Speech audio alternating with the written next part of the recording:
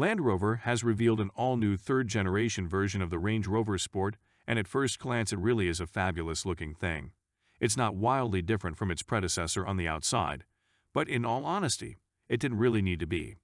The second generation had already evolved into an incredibly sleek, modern, and extremely desirable midsize SUV. What the designers appear to have done is a big tidying up exercise. Everything about the new version is sleeker, cleaner, and more minimalist. And I have to say that I like what I see. The North American range includes an extended electric hybrid, two six-cylinder Ingenium gasoline engines featuring mild hybrid technology, and an all-new twin-turbo V8 with 523 horsepower. In 2024, the new Range Rover Sport lineup will evolve further with the introduction of a fully electric model.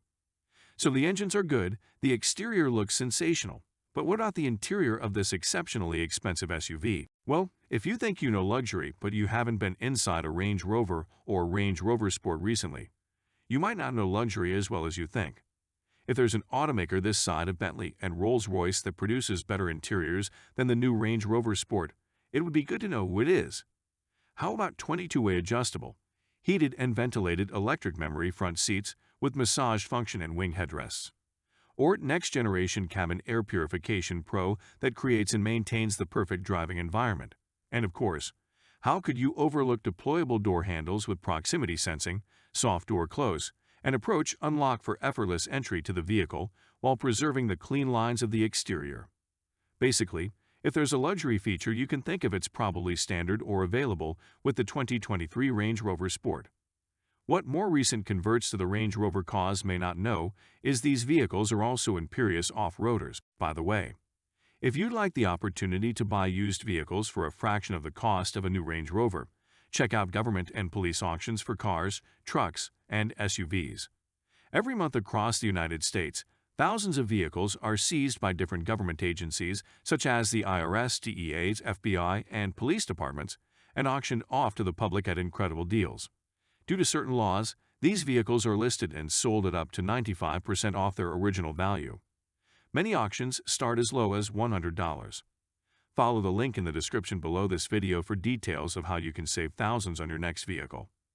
Lifetime membership costs just a tiny fraction of the sum you could save if you only ever buy one vehicle using the information provided. It can be hard to imagine navigating mountain trails, deserts, or the harshest jungle environments in a vehicle as premium and upscale as this, but unrivaled off-road capability is the very foundation of the Land Rover brand.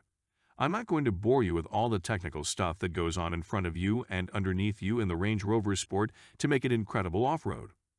All you need to know is a Jeep Wrangler or Toyota Land Cruiser will struggle to match the off-road capability of a Land Rover, and the new Sport is no exception. Unfortunately, this brings us to one big issue with Land Rover products, which is reliability, or the lack of it. In a recent Range Rover review, the UK Auto Express states, "There's an incredible amount of tech on board and the quality seems to be superb. However, there's one question that hangs over the Range Rover and other JLR products. Whenever I recommended a Land Rover to people in the past, it was with a caveat: it might go wrong. I have what you might call a long-standing but evolving relationship with the Range Rover Sport. I was at the coalface, as they say, when the first version of the Range Rover Sport was launched back in 2005. I was working in a Land Rover dealership at the time, and there was more buzz around this model than anything I'd experienced before or since. If I'm honest, which I always am in my videos, I didn't rate the first model. It was an incredibly watered-down production version of the Range Stormer concept vehicle, and for me, it was a huge disappointment. However, my opinion was very much in the minority back then, and it appeared the entire world would have done anything to get their hands on the new model. Even when I qualified to have a Sport as my company car, I always chose an LR3 or LR4 instead. The Sport was a model that wasn't really bought by true Land Rover devotees.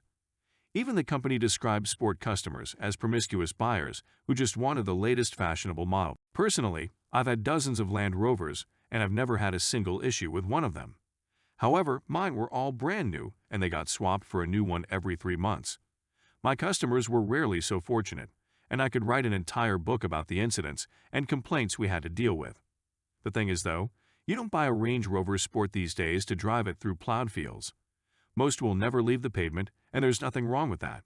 The 2023 Range Rover Sport is a stunning, imposing, and staggeringly impressive luxury midsize crossover SUV on every level. And if you can afford one, you've probably got other vehicles you can be driving while your Land Rover is in the shop getting fixed. Prices start from $83,000, but you won't see many leaving the showroom for that price. Most are likely to be the autobiography version, which costs from $104,200. Is it worth it? You tell me in the comments below.